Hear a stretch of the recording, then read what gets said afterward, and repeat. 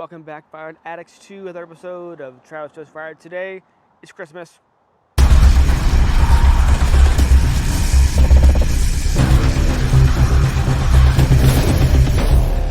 Alright, so Merry Christmas, Happy Holidays, all that jazz to everyone out there who is celebrating a winter solstice, etc. But at least today, the 25th, for a lot of us watching this with Christmas. The story I have happened yesterday, and I was so upset that I didn't want to film because I was so emotional and pissed off. But also it's the day after, and I think I can explain myself without coming off badly. Anyway, so as you've been watching the channel before, this is the cottonwood. Some of the smaller pieces for the bundle wood. Some of this is okay already, but this big stuff probably will take until the summer. So, but I'm showing you this because I am low in firewood. This section here is out.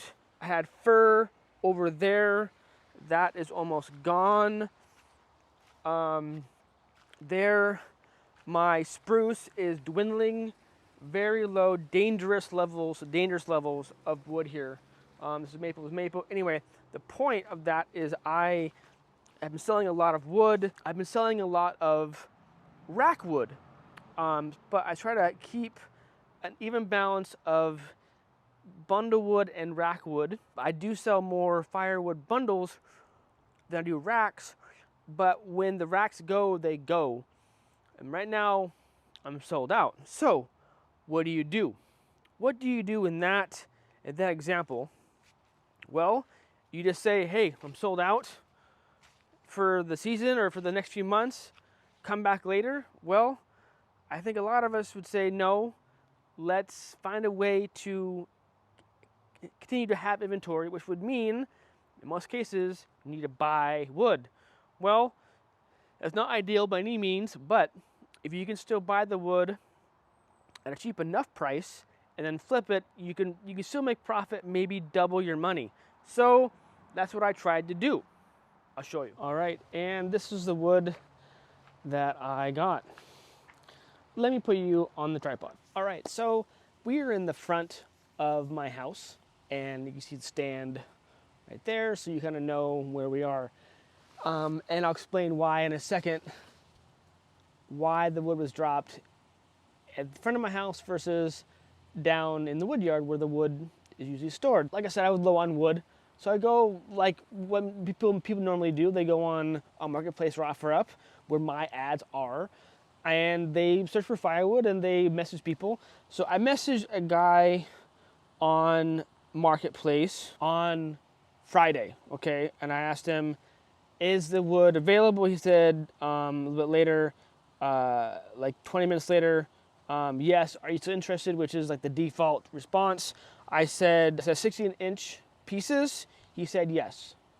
Okay, yes. And so I confirmed it's $200 for a cord. I mean, as opposed to like a truckload or a third of a cord or half a cord. I want to confirm it because the ad didn't say, it just said firewood. So he asked, where are you located and do you want it stacked or tossed into a pile?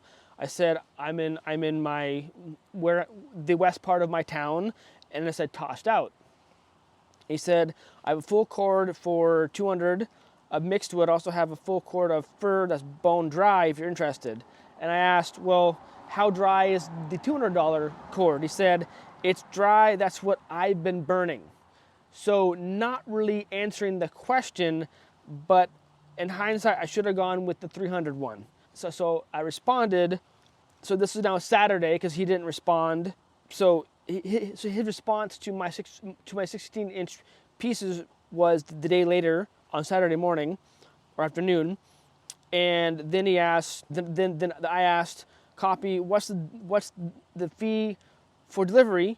And I gave him like a landmark, which is what I ask when I'm going to ask when I want to give an estimate of my delivery rate, which I go by mileage. I charge more or less $1 per mile, and I charge round trip versus a flat fee. I think a flat fee is not fair to the buyer. I don't think that I mean, to go 5-minute drive and charge $50 versus going like 30 minutes, that's a big difference in my opinion. But I'm not like all firewood sellers. And then he said, $250 altogether, and I can deliver in the next couple of hours. So now this is getting late in the afternoon. I said, so I confirmed, is the cord stacked 4x4x8, or how are you confirming the cord? And I said, just confirming, because by this point I'm asking a lot of questions. And so these are questions that I implore you all, if you're going to buy firewood, to do as well. There's other channels that have done top questions to ask when buying firewood. I'm sure these are very similar questions, but I don't, as someone who also sells firewood, I don't want to annoy the person on the other end. When people ask me questions, I'm fine with answering as long as they make sense to ask. But that's just me, right? So I said, so he responds back, it's stacked 4x4x8, which in hindsight, I should have not said 4x4x8 because he just mimicked that. So I'm not sure if he actually knew what a cord actually is. So I gave him a thumbs up and I said, sounds good, a 251 cord delivered. And then I gave him my address, which was a mistake, which I should have done. I should have given him address when he was actually in the truck ready to head out. Versus having, yeah, I'll explain why in a minute. And then time goes by, and now it's getting later in the afternoon. And I said, if you can't get here by 4 p.m. today, then we can do it first thing tomorrow. And then he responds, let's do it first thing tomorrow. And that was at, so I texted him at 3:15. He responds back just before like 5:30ish. So, and because that's the reason this is, I don't accept firewood at nighttime. And I tell my customers when I do deliver wood to them, don't accept firewood at nighttime. You need to be able to see the wood, feel it, make sure that it's dry enough for you, and that it's not rotten or punky. You need to be able to see the wood. So keep that in mind. If they're X amount of miles out or time-wise, when can they get to your place to deliver the wood? Make sure that you can see it and feel it. Test to make sure that it's the quality that you promised in the ad. So then so now we're on the Sunday morning, and I messaged him, morning, let me know when you're ready. And he responds, so that was at like 8:42. He responds at 11:30 with, I'm getting the truck ready now, I'll call you when it's loaded. How is he gonna call me? He doesn't have my number, and we're conversing via a messenger, so I don't know. So I respond with a thumbs up. Hours later, at like 4:40, he responds, okay, truck is loaded, ready to go. Just send me your address. Oh, never mind, you already did. So this time, it's like I said before, if you can't get here by 4, then don't come. And so I respond, okay, try for tomorrow morning. He responds, GPS says I can be there at 6:15 tonight, which is way past when the sun is down. And I told him the day before, if you can't come by 4 p.m., because it takes time to unload the load, and I want to be able to see all the wood, then don't come. You have to come in the morning, the following day. So then I say, tomorrow morning, please, I don't accept firewood after dark. To explain to him the reasoning and logic of why I don't want him to come now. So now it's the following day, and this is on Monday. I initially messaged him on Friday. This is days later, okay? And so at 9:15 on Monday, I messaged him saying, morning, I'm available this morning if you are. I said this morning, I'm available this morning, which means I may not be available in the afternoon, right? I mean, this is simple English here in terms of having to communicate and convey and to understand. He said yes. So I respond, great, let me know your ETA, which I think most people know what ETA means. He said, okay, I can be there between 11:30 and 12 noon. Great. Well, the following day, I was waiting for him for over half the day. I was keeping busy, but I was at home when I could be out doing something else, seeing if maybe he would respond, maybe he would show up with the wood. So I was expecting him to actually show up on time. So so this time the kids are in, in daycare, and I went off shopping with my wife for a bit. So I'm driving, and I see in my cameras a truck in the driveway, and there's wood in the back of the truck, so I know it's him. So I messaged him at 11:34, which is like he's on time, which is impressive. Which is I was impressed because by way of his communication, it wasn't gonna go well. So I messaged him, seeing him in my cameras, messaged him, say I'll be there in a minute, and he responds, I'm here, and then sends me his number. Well, I told you I'd be there in a minute. Why would I? Yeah, I know you're here. So at this point, I don't know how it's gonna go, and I may show a picture of the load in the truck and his truck. I won't show his face because I think he was in maybe one or two cameras that are in my front driveway. We pull into the driveway, and he's sitting there. He's been there for maybe like a few minutes, so not that maybe not that big of a deal. And he gave me the half an hour window, right? So he's parked in my driveway, and I park, and I get out, and I immediately smell cigarette smoke. Now, nothing against people who smoke, but when you're on someone else's property, do you have to light up? If you know the person and know them, or a family member, or a coworker, or a friend, okay, maybe they smoke too, but to sit there and like light up in a customer's property, I think that's bad etiquette. So that was the first flag. And I get out, and I say, hi, I'm Travis, and I get out my tape measure and my moisture meter right away, because from the look of the wood, it looks damp. So maybe that was like, maybe it was wrong on me. I didn't ask permission, but it's gonna be wood that I'm gonna buy, so I'm gonna look at it. So I start testing, and it goes into like the 30s, it goes into 40s, it goes into where the moisture meter is over its limit on the outside. And I'm testing multiple pieces, and I try to dig down like a few pieces down to see maybe it rained or something like that, and no, they're all wet. And then I measure them, and they're like 16 to like 12, 10, not uniform. And I said to him, the guy, like, so this is wet wood. And he's like sitting there, retracting his head like this. It's wet. Well, yeah, some pieces are wet, some pieces are good, or other, like, no, they're all wet. And then he just like silence, it's like puzzled, right? And I told him, like, and they're not uniform pieces. This is not 16. He's like, well, yeah, they are. So I asked him, so does the hand split? Yeah. So you're the one with the chainsaw cutting? Yeah. Well, I mean, these are pretty simple questions when you're buying firewood. And not everyone can afford to buy a full cord for a few $100s and have the cord be unusable, unburnable. The pieces in back of me, and there's some rot in it too. I saw punky wood. So at that point, what do you do? But I didn't want to stereotype or judge, but the guy had someone else in his cab with him and a dog, and I didn't want to get into a scuffle. But I was almost like shaking, pissed off that I was lied to, and the guy skirted me for several days on wood. That's not, I can't even burn this in my own house. I can't let alone sell this. It's too wet. So when he got here, what do? He knows where I live, and if I would have said I refuse the order, what then? Would he have gotten pissed off?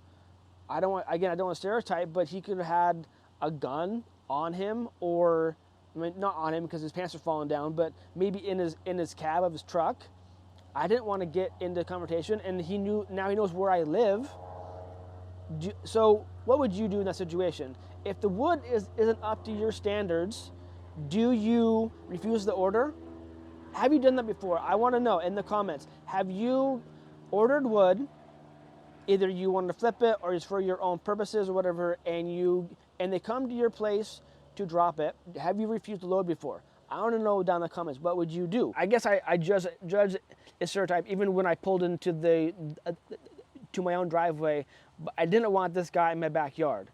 I thought that he would come in a trailer. Have never received a cord of wood in a truck before, and I know it's possible. And I should have measured the bed. I think it was a little bit longer a bed, and he had it high with boards. So this doesn't look like a cord. I don't know. Does this look like a cord to you? It was 4 rows in the back of his truck, probably like an 8-foot bed, a 5 across. I guess maybe like 4 feet. I could do the math. So I don't.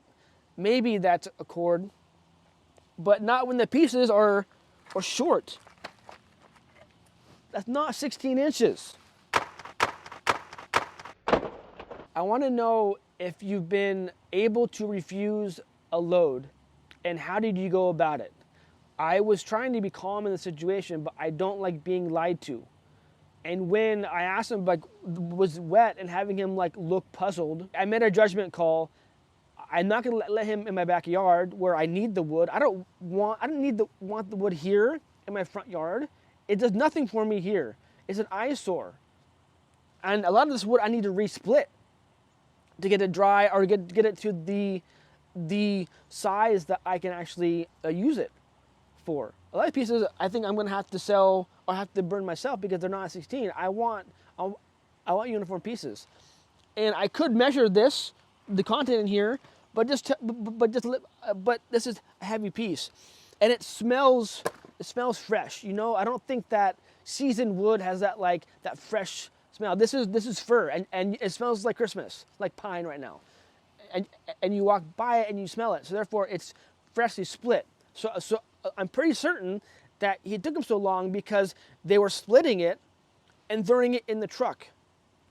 There's no way that this wood that he's burning this wood in his wood stove. There's no way, or he's mixing it with stuff that is actually dry and mixing it. But you're gonna get 0 BTUs, well, not 0, but you're gonna get almost 0. He just says it's a smolder. Maybe a boiler could burn this. There's no way that guy has a boiler as property, I assume, but I'm pretty certain he does not. There's no way that he's burning this wood in his own home. This wood is wet. It's heavy. It's heavy. So I want to know, would you have refused the load? Have you refused the load before? I made a judgment call and I accepted the load, and I should have maybe tried to negotiate because it was wet, maybe take $50 off. But again, I didn't want to piss him off. I don't want him coming back doing something, because people get crazy like that, especially in like rural areas here. You get people who are like a little bit off their rockers. And again, he knows where I live.